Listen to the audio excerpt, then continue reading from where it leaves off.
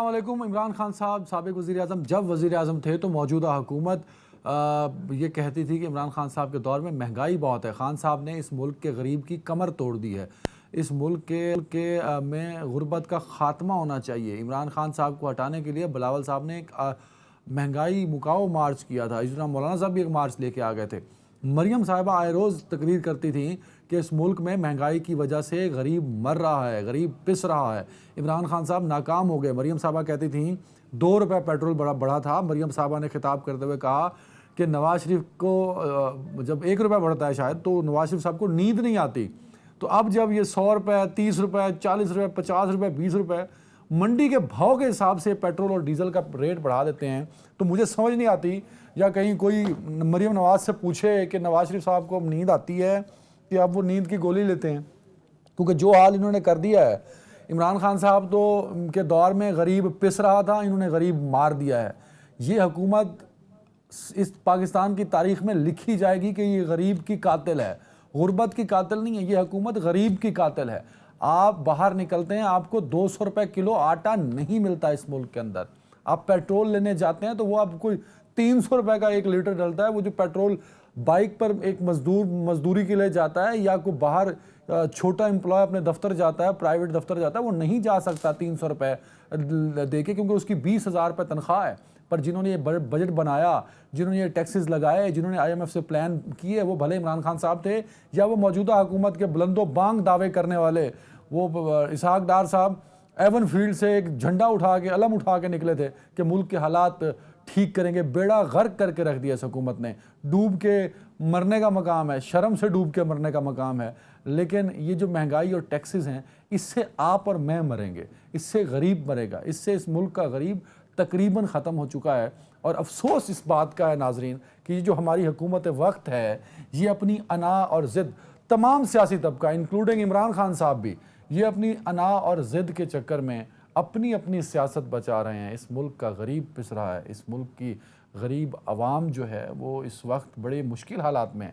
मतलब मैं बड़े अफसोस के साथ कहना पड़ता है कि इस मुल्क का सियासतदान नाकाम हो चुका है।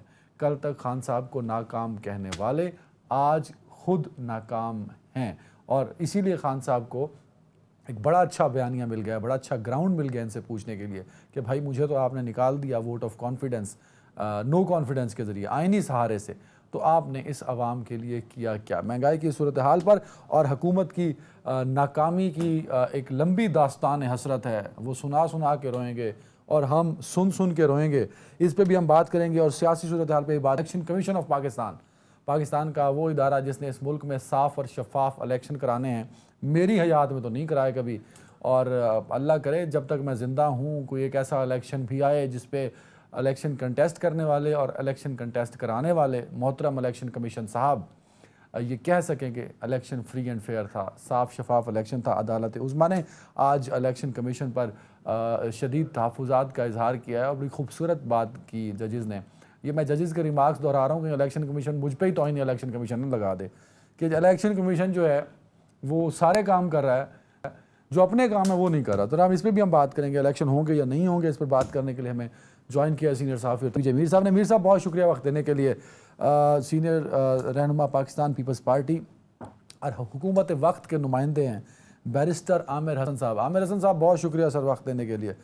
पाकिस्तान तहरीक इंसाफ से और उन लोगों को जिन लोगों को निकाल दिया गया कि ये निकम्मे हैं, ये नाअहल हैं, ये फ़ेल हो गए हैं, तो वो हैं पाकिस्तान तहरीक इंसाफ वाले, उनको रिप्रेजेंट करेंगे आफ्ताब जहांगीर सिद्दीकी साहब, साबिक मेंबर नेशनल असम्बली भी हैं।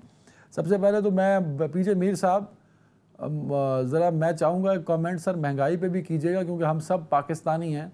मतलब मुझे लगता है मीर अनीस होते तो वो भी इस पे मरसिया ना लिख पाते जो सलूक हुकूमत वक्त ने इस मुल्क के गरीब के साथ किया है। देखें, अनफॉर्चुनेटली जिसके वो कहते हैं ना, जिसकी लाठी उसकी भैंस, हमारा सिस्टम उसी तरह चलता रहा है और इन द एंड ये सब इसमें डैमेज हुए हैं। सब जो सिस्टम खराब किया है और जिसने सिस्टम को चलाया, ये सब खराब हुए हैं। आज देखें ना इसका नेट रिजल्ट क्या है। आपके पास you just have about what $2 billion. हम बड़े यहाँ तकड़े हो के सेंटिमेंटली हम इंडिया को क्रिटिसाइज करते हैं। That is sitting on a 680 billion and we are sitting on $2 billion. तो आप कंपेयर ना किया करें किसी के साथ अपने आप को। आपने अपने घर को ठीक करना सबसे पहले, और हमारा जो घर है बदकिस्मती से अदनान ये नहीं ठीक होता, नहीं होगा और ना हो सकता है। हमने हर तरीके से ट्राई किया, हमने मिलिट्री लॉ लाए, हमने democracies, well so called democracies लेके आए, और पार्टी के अंदर हम कहते हैं कि डेमोक्रेसीज हैं। There is no democracy in parties. So basically, at the end of the day, we are fighting a losing battle.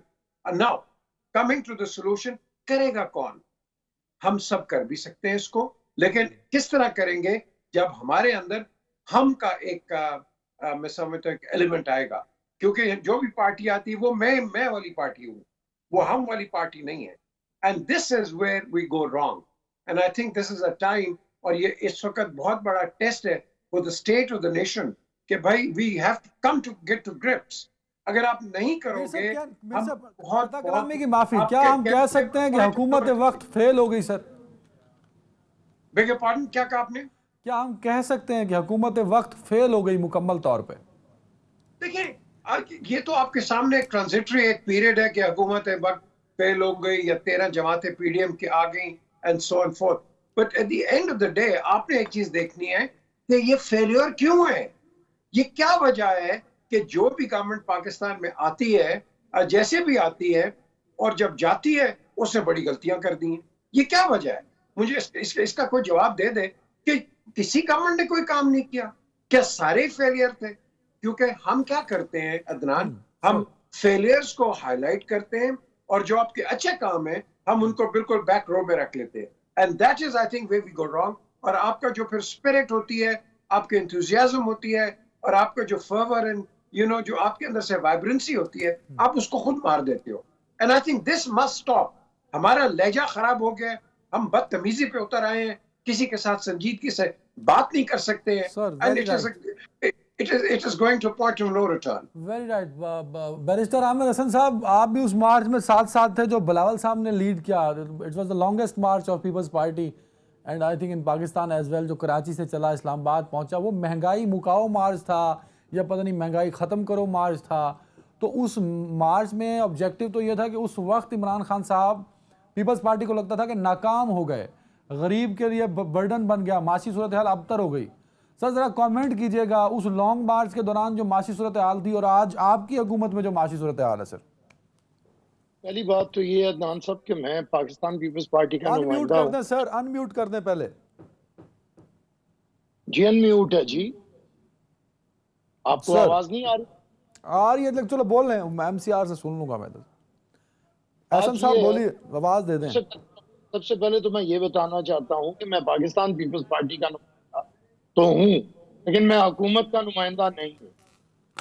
लिहाजा पहली बात कि मैं इस वक्त डिफेंड करने लगूं, अगर पाकिस्तान पीपल्स की भी सिर्फ हुकूमत होती तो मैं उसे भी इस वक्त इस तरह डिफेंड ना करता कि अगर हालात मुश्किल हैं, महंगाई ज्यादा है, लोग तंग आए हुए हैं, तो मैं एक पॉलिटिकल वर्कर हूं, तो मैं तो बात करूंगा जो हकीकत है। लेकिन पाकिस्तान के अंदर महंगाई है, बदतरीन है, लोग इस वक्त नागुफ्ता हालत में हैं, तंग आए बैठे हैं और आजिज और बेजार हैं, इसमें कोई शक नहीं है। लेकिन अगर तो इस पे ये बात करनी है कि इस पे खेलना है, खेला जा सकता है। हकीकत ये है कि हमने उस वक्त भी महंगाई मार्च करते हुए कहा था कि जो इमरान ने एग्रीमेंट किया है IMF के साथ, ये बड़ा जालमाना एग्रीमेंट। अब ये हो चुका है, जब तक ये पूरा नहीं होगा हम सारे पिसेंगे इसके अंदर, कोई भी हुकूमत आ जाए। अभी आप बेहतरीन लोग ला के दुनिया के बिठा देंगे, जो खराबियां 4 साल के अंदर हुई हैं, और हमारे सर के ऊपर ये जो लटकती तलवार है IMF, जो एग्रीमेंट इमरान करके गए हैं कि दुनिया भर में जाने के बावजूद चाइना हमारी मदद भी करना चाहता है, सऊदिया भी करना चाहता था, UAE भी करना चाहता था, कर नहीं सकते। सर आप बिल्कुल सही कह रहे हैं बैरिस्टर साहब, you are very right sir. यही हर बंदा सवाल पूछता है, बात कर लेंगे, इस पे जवाब है। नहीं मैं आप सही कह रहे हैं, मेरा एक पॉइंट तो ले लें सर। आप सही कह रहे हैं, मेरा मानना यह है कि आप ठीक कह रहे हैं सर, पर क्या जरूरत पड़ी थी पाकिस्तान पीपल्स पार्टी को, आसिफ जरदारी साहब को, कि पूरा सिंध हाउस आपने लगा दिया इमरान खान साहब की हुकूमत आईनी तरीके से गिराने में? आपने जो इमरान खान साहब की गलतियां थी वो अपने सर ली, क्यों ली?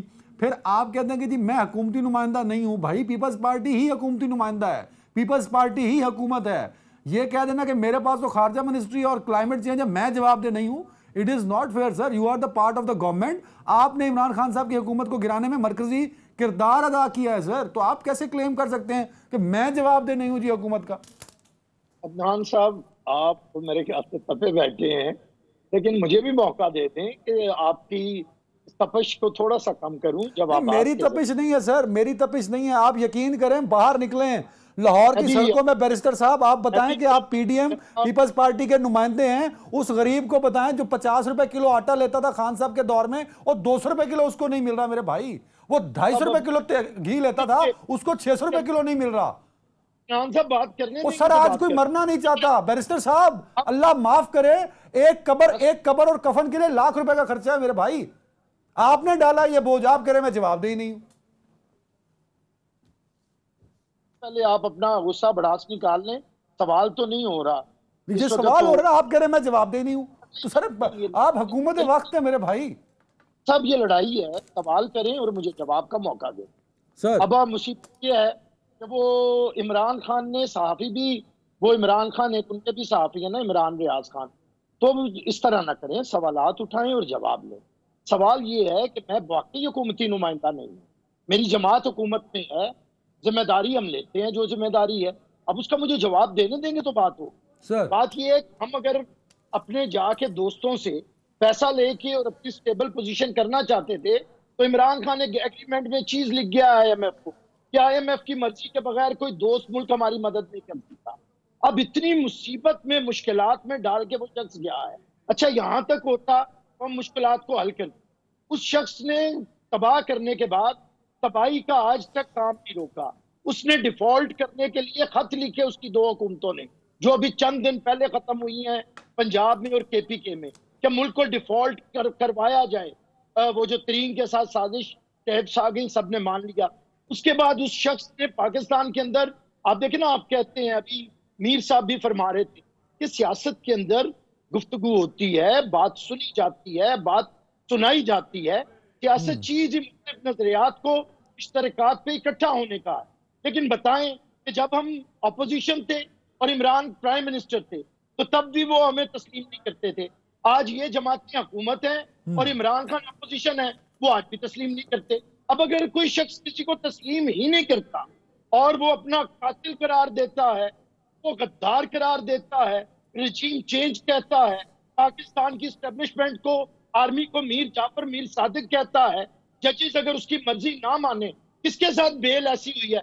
8 साल आसिफ अली जरदारी की बेल नहीं हुई, कभी जजों ने 4-4 दफा तारीखें नहीं दी, आ जाओ पे आ जाओ, मेरे घर के रास्ते में कोई कहकशा नहीं है, इन्हीं पत्थरों पे चल के अगर आ सको तो आ जाओ। ये महबूब कहते थे, अदालतें नहीं कहती। इतना कुछ जो हो रहा है, दोनों चीजों को रखे, मैं आपकी इस बात से एग्री करता हूं कि ये जो इसहाक डार और मिफ्ता की टसल है, जो मेरे ख्याल से नवाज शरीफ और शहबाज शरीफ ग्रुप है या मरियम और शहबाज शरीफ ग्रुप है, उसने हुकूमत को बदतरीन सूरत हाल में मुब्तला किया है। लेकिन अदनान साहब, अब इसहाक डार साहब अगर कोई पॉलिसी बनाते हैं वो हमसे पूछ के नहीं बनाते। एक ब्रेक ले रहा हूं, लेकिन बड़ी अच्छी बात की जितना हाई कोर्ट लाहौर ने बुलाया खान साहब को, अगर खान साहब गए तो एक गाना तो लग ही सकता है, बहारो फूल बरसाओ मेरा महबूब आया। एक ब्रेक के बाद क्या रिस्पॉन्स पीपल्स पार्टी भी होगी या नहीं फाइनेंशियल मैटर्स में? एक ब्रेक के बाद।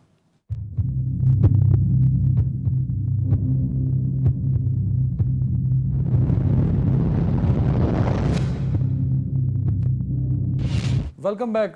पीजे मीर साहब, आज जो इलेक्शन कमीशन के बारे में रिमार्क्स थे आला अदलिया के, सर इलेक्शन कमीशन ने अपना किरदार ऑलरेडी कंट्रोवर्शियल कर दिया। इमरान खान साहब इससे पहले मौजूदा चीफ इलेक्शन कमिश्नर पर और इलेक्शन कमीशन पर कई दफ़ा तहफ़्फ़ुज़ात का इजहार कर चुके हैं, और इसी इलेक्शन कमीशन से वो इलेक्शन भी डिमांड करते हैं। तो ये एक बड़ी कन्फ्यूजन सी है कि अगर रिजल्ट एज़ पर ख्वाहिश ना आए इमरान खान साहब के पाकिस्तान तहरीक इंसाफ से, तो ये पॉलिटिकल टेंशन है वो तो जूं की तूं रहेगी। सर अदनान, ये जब कोई भी किसी को आप टेंट करते हो या पेंट करते हो तो रिस्पेक्टेबल चीज यही होती है कि जो इंसान जिसके ऊपर एक हर्फ उठ जाता है वो रिजाइन कर देता है और वो हट जाता है आगे। ये रिजल्ट अगर पीडीएम के फेवर में आता है या पीटीआई के फेवर में आता है, I can absolutely guarantee you कि इसको दोनों कोई एक्सेप्ट नहीं करेंगे। कंट्रोवर्सी वही होगी, आपने वही सवाल करना है मुझसे और आमिर से कि हाँ जी ये बताएं कि कितनी कहाँ धांधली हुई, क्या हुआ। ये हमारा नेशनल एक ट्रेड बन गया।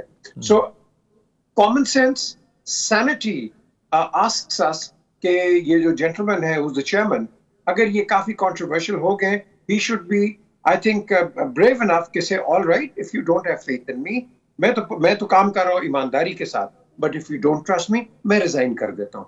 I think that will be the answer, कि जिसमें आप एक कोई न्यूट्रल आदमी लें, दोनों मिलके बैठ के कोई न्यूट्रल कर लें, and I think that will be the solution। वरना क्या होगा कि वही पहले बहस जो except 1970 सब इलेक्शंस जो आए हैं वो किसी ने उसको एक्सेप्ट नहीं किया। बाय इलेक्शंस होते हैं, वहां भी कहते हैं जी धांधली हो गई है, तो हम तो कहीं बैठता नहीं है, ना पीटीआई बैठती है, ना कोई और गवर्नमेंट बैठती है, ना कोई और political party. So the best thing is for this gentleman, for the sake of the country, for the sake of creating calmness in the country, क्योंकि इस वक्त जो हालात हैं दे आर नॉन रिकवरेबल, तो प्लीज आप रिजाइन कर दें और let these two parties PDM and PTI decide.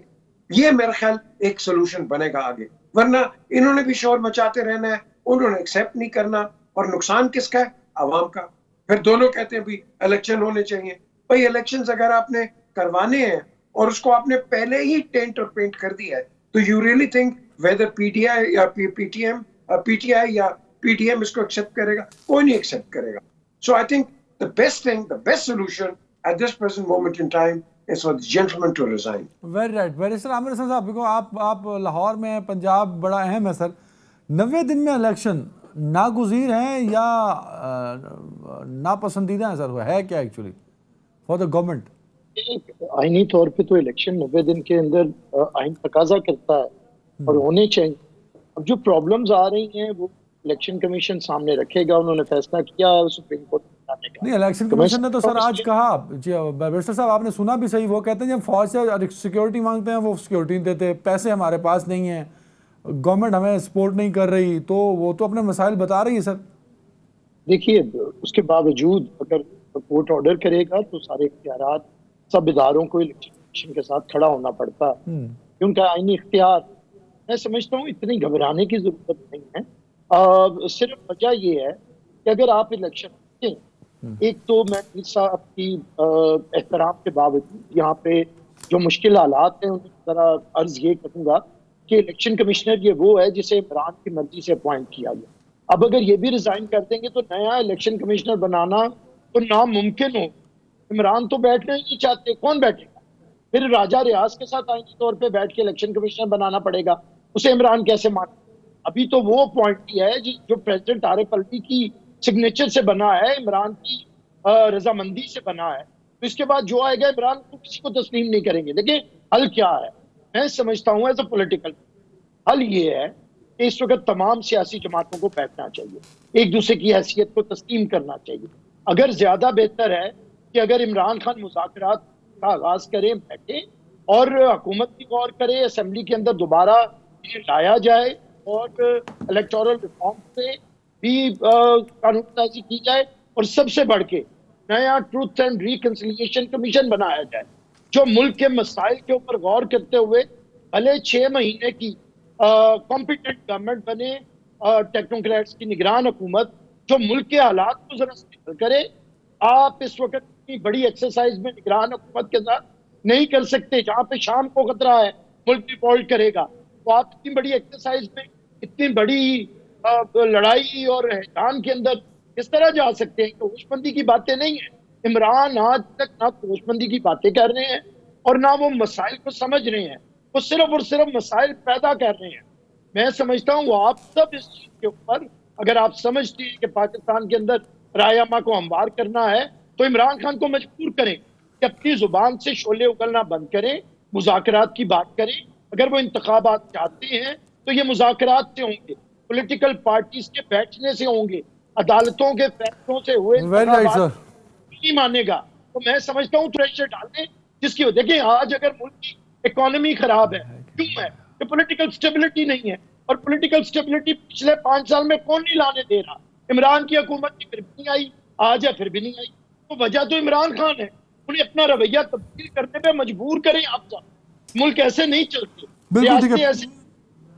ऐसे। पीजे मीर साहब, सर 90 दिन में इलेक्शन कानून तो ये कहता है, मगर हालात ये नहीं कहते सर। अगर हालात बरसरे इक़्तिदार आ गए, जो कि लगता है होंगे, तो सिचुएशन मजीद वर्स्ट होगी। क्या इसका कोई हल निकल सकता है? या जो सजेशन बैरिस्टर साहब दे रहे हैं, क्या ये इम्प्लीमेंटेड है सर? पॉसिबल है कि इसको इम्प्लीमेंट कर दिया जाए?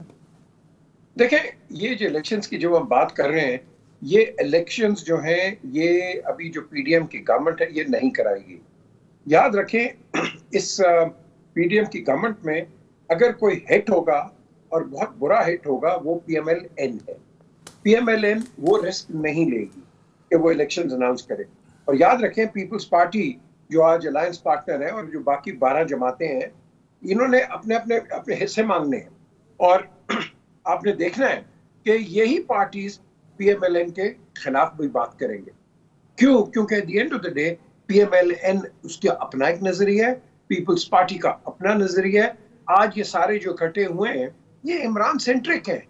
इनके आपस में कोई, वो कह लें कि कोई ऐसा कोई बंधन नहीं है कि जो कि बड़ा परमानेंट रहेगा। सो मैं समझता हूं कि ये एक टेम्पररी फेज है, कि जो फेज टोटली इमरान सेंट्रिक है।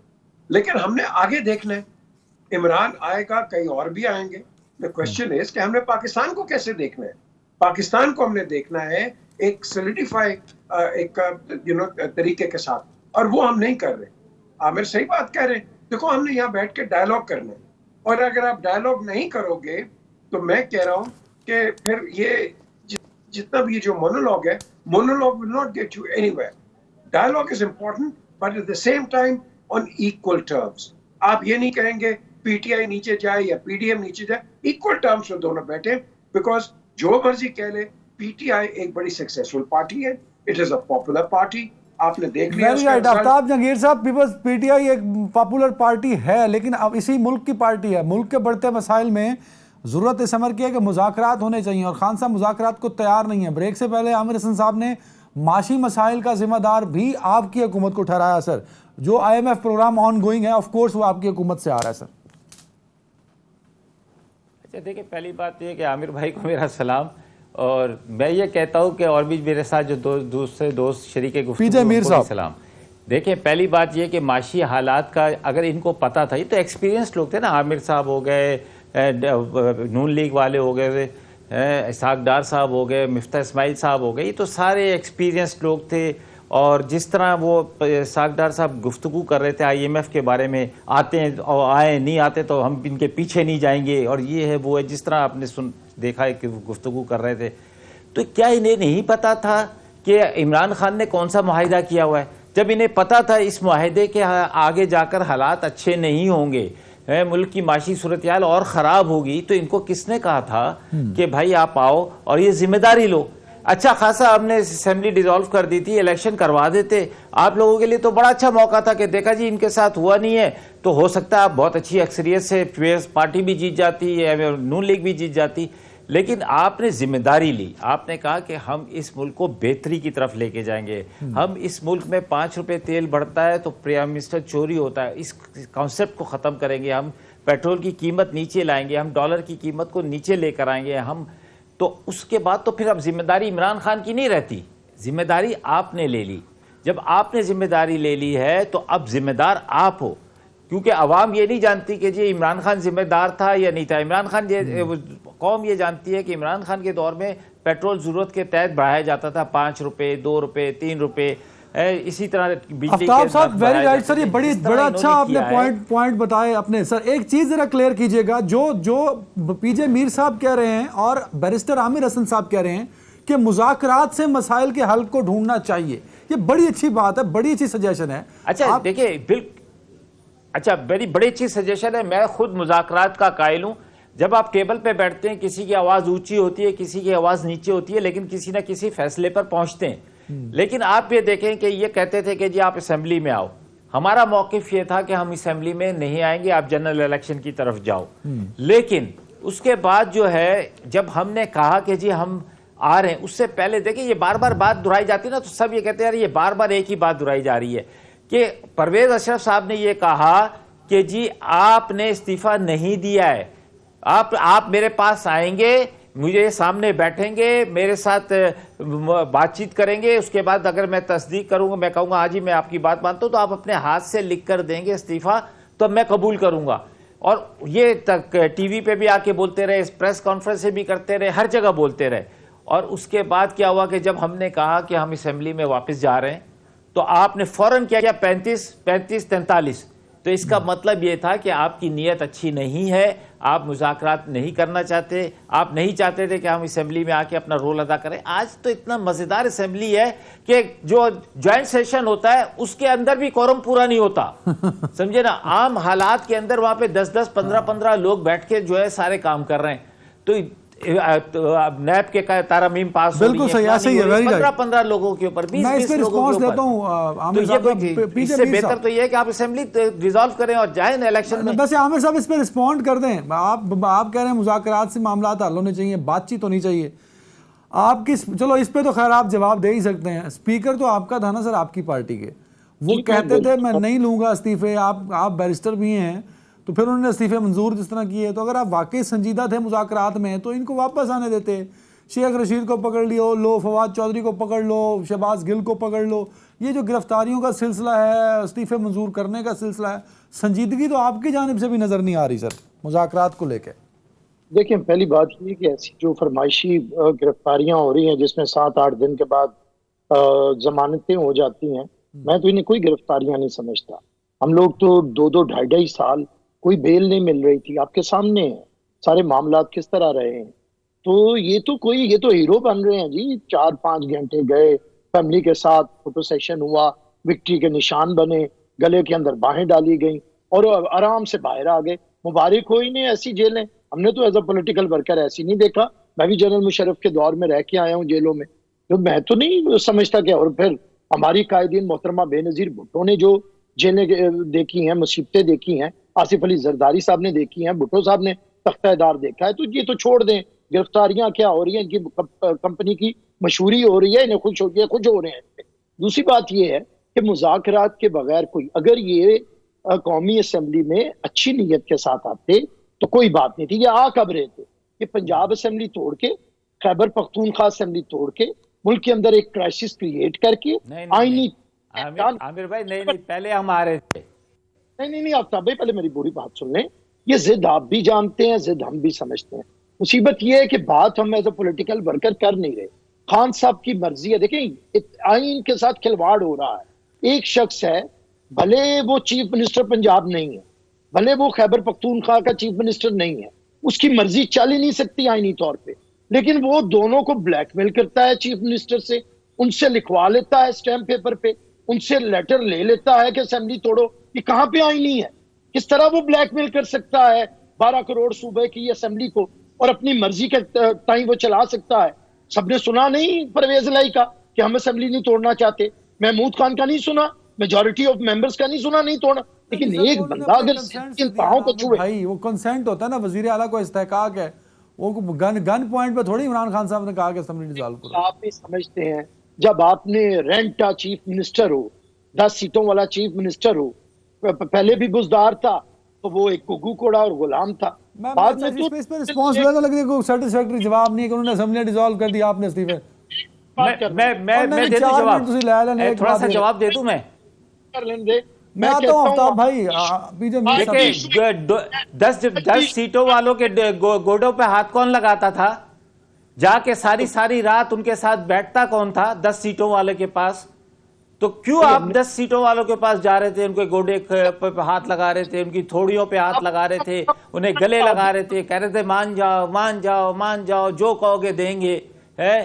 तो ये कमाल है आपकी। आप करें तो सही, और अगर हम कहें कि भाई असेंबली तोड़ो, तुम्हारा हमारा मुआहदा ये, और वो मुआहदे की पासदारी करे, तो वो गलत। पीजे मीर साहब इस वक्त बात कर लेने दे।